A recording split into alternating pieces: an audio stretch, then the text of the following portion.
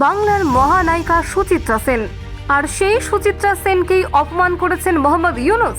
কিন্তু বাংলাদেশের রাষ্ট্রপ্রধান হয়েও তিনি হঠাৎ করে সুচিত্রা সেনকে কেন অপমান করতে গেলেন? এমন কি বললেন সুচিত্রা সেনকে নিয়ে, যার জেরেই তৈরি হলো বিতর্ক? দেখুন। হ্যাঁ, এবার সুচিত্রা সেনকে অপমান করলেন মোহাম্মদ ইউনূস। তাকে শ্রদ্ধার্ঘ্য জানিয়ে নামাঙ্কিত ছাত্রীনিবাসের নাম রাতারাতি বদলে ফেলে ইউনূস যেন ফের স্পষ্ট করলেন ভারতের প্রতি বিদ্বেষকে। যে ইউনূস বঙ্গবন্ধু মুজিবুর রহমান, রবীন্দ্রনাথ ঠাকুরের গায়ে আঁচড় দিতেও দ্বিধাবোধ করেননি, এবার সেই ইউনূসের দেশের মাটিতে অপমানিত হলেন ভারতীয় চলচ্চিত্রের মহানায়িকা। বাংলাদেশের পাবনা জেলাতেই জন্ম হয় সুচিত্রা সেনের, সেখানেই কেটেছিল শৈশব। তারপর ৬০-এর দশকে কলকাতায় চলে আসেন তিনি। তখন অবশ্য তার নাম রমা। এরপর ইতিহাস ভারতীয় চলচ্চিত্রের এক উজ্জ্বল অধ্যায়। সুচিত্রা সেনকে শ্রদ্ধা জানিয়ে তার নামে ছাত্রী আবাসের নাম রাখা হয়েছিল। নাম ছিল সুচিত্রা সেন ছাত্রী নিবাস। সম্প্রতি রাতারাতি নাম বদলে হলো জুলাই ৩৬ ছাত্রী নিবাস।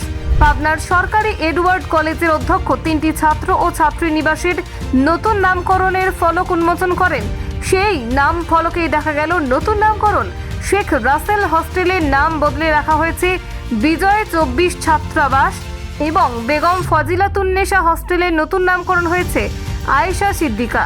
পাবনা জেলার হেমসাগর লেনে ১৯৩১ সালের ৬ এপ্রিল জন্ম নেন সুচিত্রা সেন। হেমসাগর লেনের পৈতৃক ভিটাতেই তার শৈশব কেটেছে। কথা ছিল তার বাড়িকেও সংগ্রহশালা করার। সেই কাজ অবশ্য কতদূর এগিয়েছে তা অবশ্য জানা যায় না।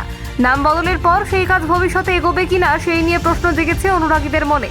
প্রসঙ্গত উল্লেখ্য, সুচিত্রা সেনের চলচ্চিত্রে অভিষেক ঘটে ১৯৫২ সালের শেষ কোথায় ছবির মাধ্যমে। যদিও এটি মুক্তি পায়নি। ১৯৫৩ সালে ৭ নম্বর কয়েদি ছবির মাধ্যমে তিনি প্রথমবার পর্দায় আসেন।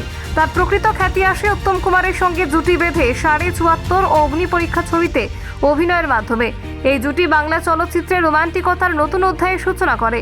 সুচিত্রা সেনের অভিনীত উল্লেখযোগ্য চলচ্চিত্রগুলোর মধ্যে রয়েছে দেবদাস, যেখানে তিনি পার্বতীর চরিত্রে অভিনয় করেন, ৭ পাকে বাঁধা, যা তাকে আন্তর্জাতিক খ্যাতি এনে দেয়, উত্তর ফাল্গুনী, যেখানে তিনি দ্বৈত চরিত্রে অভিনয় করেন, এবং হিন্দি ছবি আঁধি, যা রাজনৈতিক প্রেক্ষাপটে নির্মিত হয়েছিল।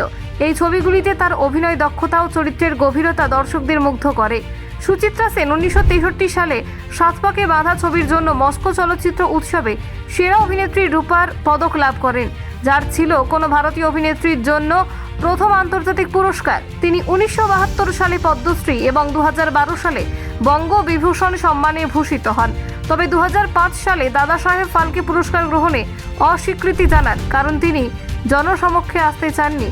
১৯৭৮ সালে প্রণয় পাশা ছবির পর সুচিত্রা সেন অভিনয় জগৎ থেকে সরে যান এবং প্রায় ৩৫ বছর লোকচক্ষুর অন্তরালে জীবনযাপন করেন। এই সময় তিনি আধ্যাত্মিক চর্চায় মনোনিবেশ করেন এবং জনসমক্ষে আসেননি। তার এই নিভৃতচারিতা তাকে আরও রহস্যময় করে তোলে। ২০১৪ সালের ১৭ জানুয়ারি কলকাতার বেলভিউ হাসপাতালে সুচিত্রা সেন শেষ নিঃশ্বাস ত্যাগ করেন।